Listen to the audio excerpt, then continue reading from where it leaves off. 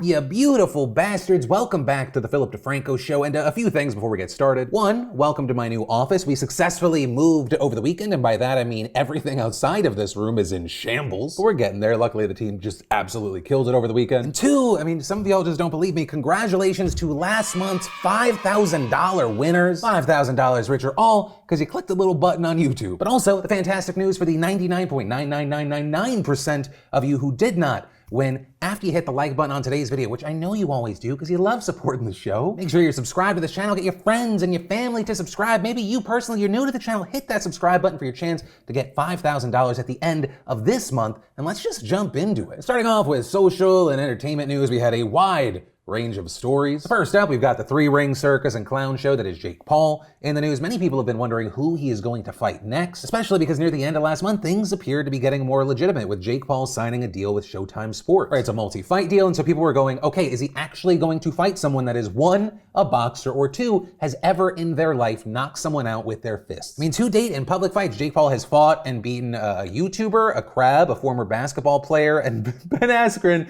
who throws punches like this. And we got the answer and confirmation today. Jake Paul will be fighting Tyron Woodley. Which, hey, yeah, he's still picking a UFC fighter, but Woodley's got hands. And on one hand, you had a lot of people going, yes, Tyron Woodley is a guy that has actually knocked out trained killers. But at the same time, you had a number of people saying that Jake Paul is picking kind of one of the safest legitimate fights that he could, noting that Woodley has lost his last 4 fights and actually has not won since 2018. Yeah, ultimately we're gonna have to wait and see. Is Jake Paul overconfident here? Is he biting off more than he can chew? Or is he gonna make another person a meme? Then we had actress Ellie Kemper in the news, trending on Twitter. I think a lot of people clicking on that going, oh, is there another season of or a spin-off of Kimmy Schmidt? And the answer was no, not that, and instead a lot of people on Twitter calling her a KKK princess. Yeah, so the way it started is with tweets like this, sharing a photo of Ellie in 1999 as the winner of the Veiled Prophet Queen of Love and Beauty pageant when she was 19 years old, and people digging up the ball's old and racist history. So a lot of people here are referencing a 2014 article in The Atlantic about the event, which says that it was started in St. Louis in 1878 by Confederate cavalrymen and local civic leaders who wanted to make a Mardi Gras-like event. It also involved a secret board of local elites choosing an anonymous veiled prophet who would then choose a queen of love and beauty. With the article saying that one of the reasons that it was started was to enforce the power of the elite as there was growing labor unrest throughout the city, saying the primary goal was to take back the public stage from populist demands for social and economic justice, with it being meant to reinforce the values of the elite on the working class of the city. And adding, in fact, to underline the message of class and race hegemony, the image of the first veiled prophet is armed with a shotgun and pistol and is strikingly familiar in appearance to a Klansman. And in fact, for several decades, neither Jewish people nor African Americans were allowed to participate in the ceremony. And even in the early years of the event, there was public backlash against, for amongst other things, racist stereotypes that were portrayed. And so what we ended up seeing with this is in the 90s, the name of the event changed to the Fair St. Louis, but much of the tradition regarding power structures remained, with St. Louis's own website saying, the traditional VP celebration has represented for St. Louisans a perceived link between different components of the community in a holiday celebration, while also reinforcing the notion of a benevolent cultural elite, and noting that it was created by white male community leaders. And so while yes, it definitely obviously has racist roots, reports are also noting that it has no known ties to the KKK. And so as far as what all of this has meant for Ellie Kemper, well, obviously online, there was still a ton of backlash. You also had people saying things like, the Ellie Kemper thing is hilarious, but you people don't really think she's like a secret Nazi agent and not just from some dumbass town where they make you square dance, right? As well as the likes of Sarah Moldovsky, a museum educator in St. Louis, doing a huge thread on this event and adding that while yes, the ball is rooted in a deeply troubling past, today many daughters of wealthy people participate in it, and its roots are clearly left out as we know organizations whitewash history, so many young teenage girls participate in this because of family pressures with no idea of the background. And adding, in fact, many St. Louis residents are unaware, and adding that she was born and raised there but didn't know about it until she started working in the history museum sector. Then, let's talk about making babies. Not me though, I'm done. I got 2, got the snip,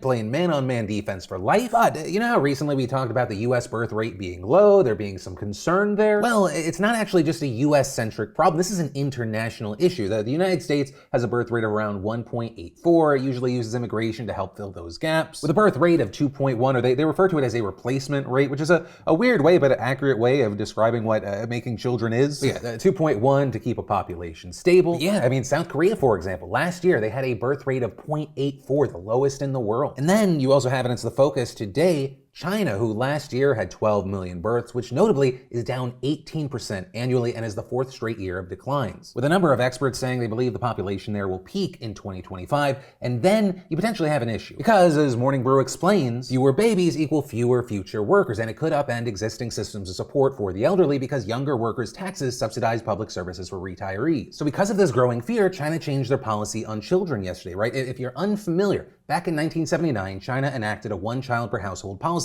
over fears that they didn't have resources to provide for a growing population. They then changed that in 2015 so people could have 2 children, and now, post-pandemic, with these growing concerns, they have made it so that married couples can now have 3 children. But here's the thing, experts think that it might not actually help out. Right? When China instituted the 2-child policy, that didn't really result in more births. And like in a lot of places, including the United States, when you ask young people, why are you not having babies? A big part of it is, I don't have the time or the money. Right? You had a 26-year-old professional there in the New York Times saying no matter how many babies they open it up to, I'm not going to have any because children are too troublesome and expensive. Also, it's not just direct monetary cost, but for women in particular, it's the cost of pausing or potentially losing careers. But also, I should note, not every place is worried about lowering birth rates. You also have places like Africa, whose population is set to double by 2050, which is also part of the reason that the global population is not expected to go down, right? It's around 7.8 billion today. It is expected to be 11 billion by the year 2100. From that, I want to take a second to thank the fantastic sponsor of today's show, Athletic Greens. You know, Athletic Greens is designed to fill nutritional gaps in your diet with just one scoop. It supports energy and gut health, your immune system, and stress. Also, its 75 ingredients include a multivitamin, multi-mineral, probiotic, superfood greens blend, and more, so you don't need most other individual supplements overtaking your countertop. And Athletic Greens is perfect whether you're a working professional, an athlete, just a busy parent like me and my wife. Athletic Greens is also in powder form and more bioavailable than pill-based supplements so your body can absorb the nutrients. It mixes well with water, and it's honestly the best tasting greens I've ever tried, and less than 1 gram of sugar per serving. It's basically become my nutritional insurance for the day since it's a habit that I can actually stick to. And the best part, they're giving you added immune system support with a free 1-year supply of vitamin D plus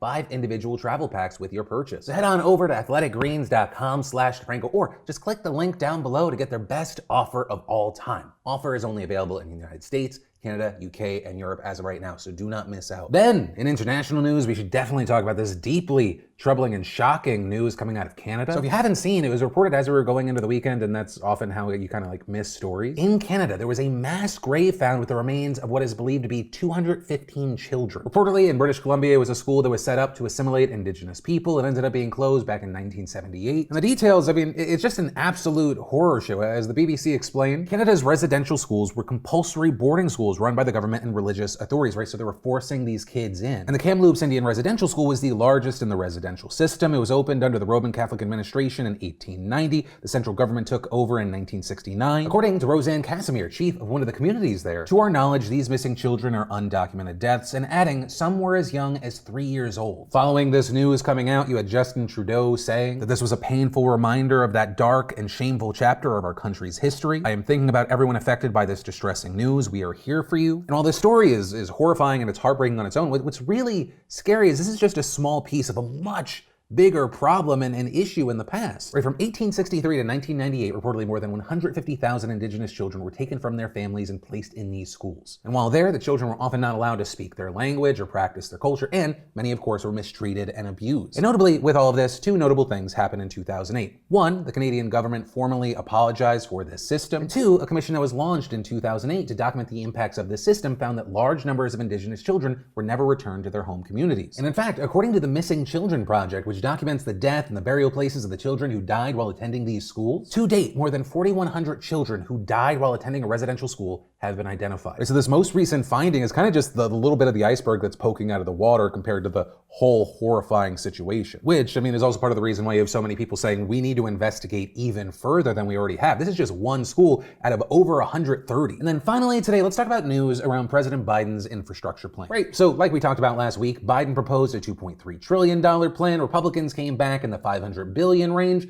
Biden comes down to $1.7 trillion. Senate Republicans then release a plan that's $928 billion. And with that, you had the Biden administration setting a deadline saying, I want to come to an actual compromise with Republicans by this weekend. With that later changing to June 7th when Congress actually comes back from the Memorial Day break. And so with that just being 6 days away, there's a question of, will we actually see compromise? It's unclear if they can actually meet somewhere. So with that question looming and the deadline getting closer and closer by the second, I reached out to and talked to Transportation Secretary Pete Buttigieg over the weekend. One of the first questions I asked him is, with their two different plans, where are Republicans and Democrats actually close, as well as areas where there's still a lot of debate? Well, one area that you see a lot of alignment is the idea that we got to do a lot around, for example, our roads and bridges. Our number came in higher than theirs. We moved a little bit closer to theirs. There's a lot of work still to be done for them to be in the same place, but it's an area where you can tell we started in a more similar position. Other areas we're really pushing for that didn't seem to be a priority for Republicans. For example, rail and transit, very important to this administration. I think very important to Americans. So many Americans depend on transit to get to where they're going. So our jobs plan calls for us to double the investment in transit in the United States. But as we talked about last week, one of the areas that Republicans and Democrats are furthest apart is how to actually fund this plan, right? Biden wants to pay for the plan by raising corporate taxes. Republicans have rejected that, instead wanting to spend unspent COVID relief money. When I asked Buttigieg, is this the area where Republicans and Democrats differ the most, he agreed. You say the area that Democrats and Republicans are kind of furthest right now, other than that, would be funding, because it does appear that Republicans have flatly rejected the plan to raise corporate taxes. Yeah, I think it's accurate to say that's probably where we've been the furthest apart. And remember, even though this is a big plan, right? We started at $2+ trillion. He's also laid out how to fund it in its entirety without asking most ordinary Americans to pay more in taxes. We think that corporations need to be paying their fair share. A majority of corporations, a number of corporations paid zero on billions of taxes. That just doesn't make sense. We're not calling for a very high tax rate. We're calling for a tax rate that's lower than it's been most of the time since we've been alive, but more balanced than we are right now. We've not found a very detailed plan on an alternative for how to pay for that wouldn't require something the president's not willing to do, which is put it on ordinary Americans. So clearly a lot of work to do if we're going to come to terms on what they call the pay for, so the question of how you're going to pay for all of this. Now, there are other funding sources that have come into the discussion. One that's interesting is financing authorities getting some private dollars into the mix, and that has its place, but it's not going to be able to do all of the heavy lifting here, which is why we think, certainly the president thinks, that what we've put forward is the best route so far, which is to just get corporations to pay their fair share. And by the way, you know who benefits a lot from us doing this is corporations, because we become more competitive. This is good for the American people, but it's also good for business. And so regarding the financing, it does appear that Republicans want to finance almost everything entirely using unused COVID relief funds. Is that something that the administration would consider? And if not, why not? I'd really think twice before turning to the COVID relief dollars. Remember, these are dollars going out to small businesses, rural hospitals, restaurants, cities, communities that really need those dollars, and they're doing a lot of good. We're saving jobs today by creating certainty about tomorrow. That's what the rescue plan was about, and you'd really want to think twice before going back into those dollars and clawing them back, especially, again, when we don't have to. But even beyond funding levels and mechanisms, top Republican negotiators have repeatedly said that there is a fundamental disconnect over what constitutes infrastructure. Right? Well, Republicans believe that it needs to be traditional definitions like roads and bridges. The Biden administration thinks that it should go beyond that. For example, as Buttigieg explained, we found that things like having an elderly parent that you need to stay and take care of, or not being able to afford childcare, these are actually keeping people out of the workforce. So I know that sounds pretty far afield from a construction job, but it may be that somebody doesn't have a chance to get a construction job because she or he is stuck taking care of somebody because of our failed care infrastructure.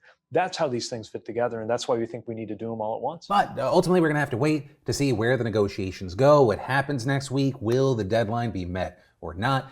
Personally, I am a cynic. But ultimately, with this story and interview, or honestly anything else that stood out to you today, I'd love to know your thoughts in those comments down below, because this is the end of today's show. As always, thanks for being a part of this little family, watching the videos, like and subscribe, and all the good stuff. But with that said, of course, as always, my name's Philip DeFranco. You've just been filled in. I love yo faces, and I'll see you tomorrow.